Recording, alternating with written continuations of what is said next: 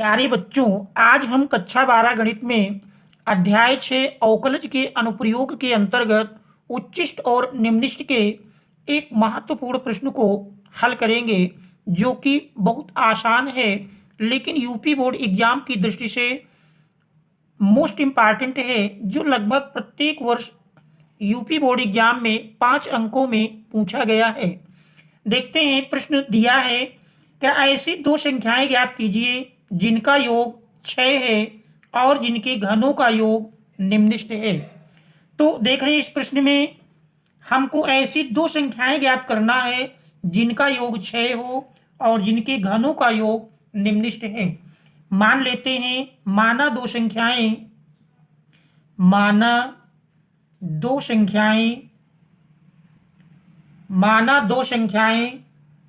यक्ष।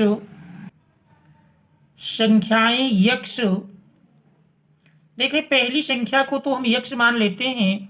माना दो संख्याएं यक्ष, और चूंकि संख्याओं का योग 6 दिया है और हम पहली संख्या यक्ष मान लेते हैं, तो इसलिए दूसरी संख्या 6 माइनस यक्ष होगी।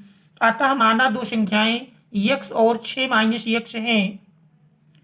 अब दोनों के घनों का योग निम्नलिखित सिद्ध करना है। तो मान लेते हैं, दोनों संख्याओं के घनों का योग के प्रतीक को यश से अगर दर्शाएं तो यश बराबर मिलेगा पहले संख्या का क्यूब प्लस दूसरी संख्या का क्यूब, अर्थात 6 माइनस यक्ष का होल क्यूब। अब हम यक्ष के सापेक्ष अवकलन करेंगे, तो यक्ष के सापेक्ष अवकलन करने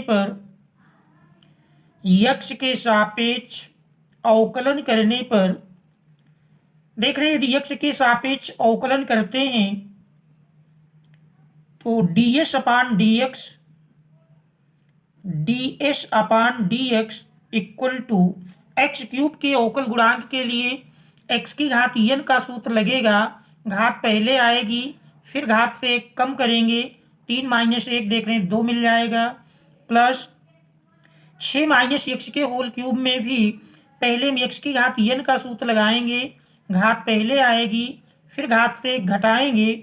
इसके बाद अब अगर हम 6 माइनस यक्ष का करें, क्योंकि यहाँ पर यक्ष का अवकल गुणांक 1 होता था, तो हम 1 लिखें या ना लिखें, आप 6 माइनस यक्ष का करेंगे, 6 देख रहे हैं अकेला अचर है, 0 हो जाएगा, माइनस x का अवकल गुणांक 1 होता है।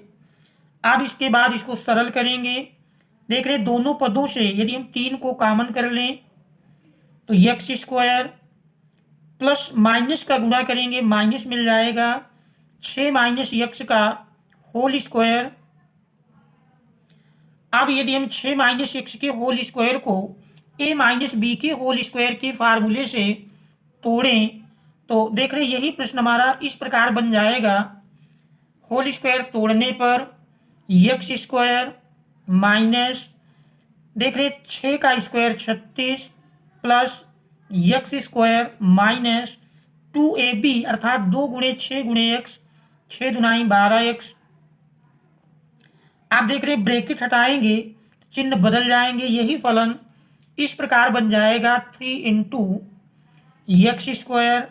देख रहे ब्रैकेट के पहले माइनस लगा है, तो ब्रैकेट हटाएंगे तो अंदर के चिन्ह बदल जाएंगे, यही दिया हुआ फलन इस प्रकार बनेगा -36 minus x square plus 12x।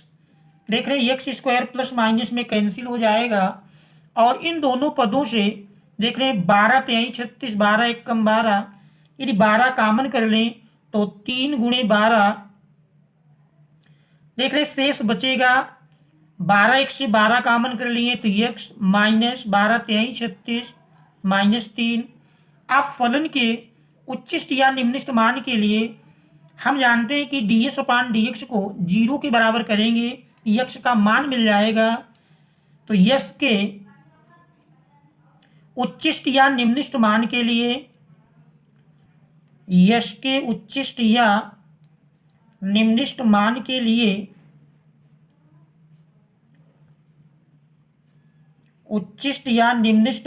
लिए ds upon dx equal to 0। देख रहे ds अपान dx का यदि मान रखें D S upon D X देख रहे हैं मिला है 12×3 = 36 into X minus 3 equal to 0। देख रहे 36 पक्षांतर करेंगे 0/36 0 हो जाएगा। तो इस प्रकार से x माइनस 3 बराबर 0, तो x बराबर 3 मिल जाएगा। अब ds अपान dx को यदि हम समीकरण 1 मान लें, समीकरण 1 का x के सापेक्ष अवकलन कर लेंगे। समीकरण 1 का x के सापेक्ष अवकलन करने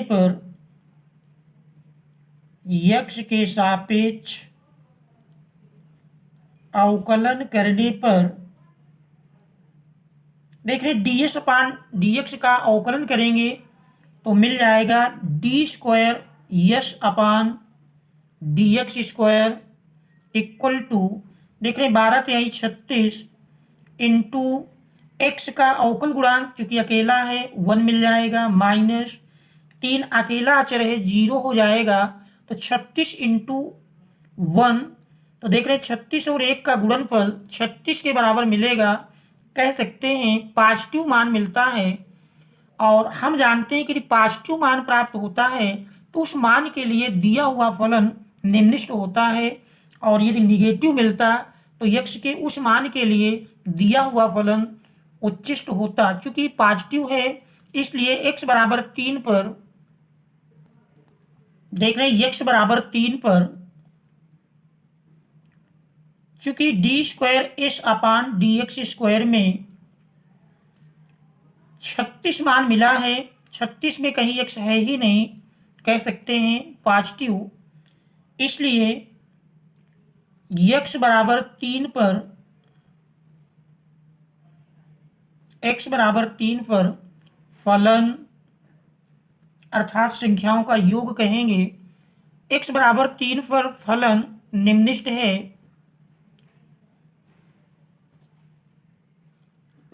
आप संख्याएं ज्ञात करना था, इस प्रकार से 2 संख्याएं आता है। संख्याएं देख रहे पहली संख्या हमने x माना था तो x बराबर 3 मिला है, और दूसरी संख्या 6 माइनस 3 बराबर जानते हैं 3 ही होता है। तो इस प्रकार से 2 संख्याएं 3 और 3 हैं।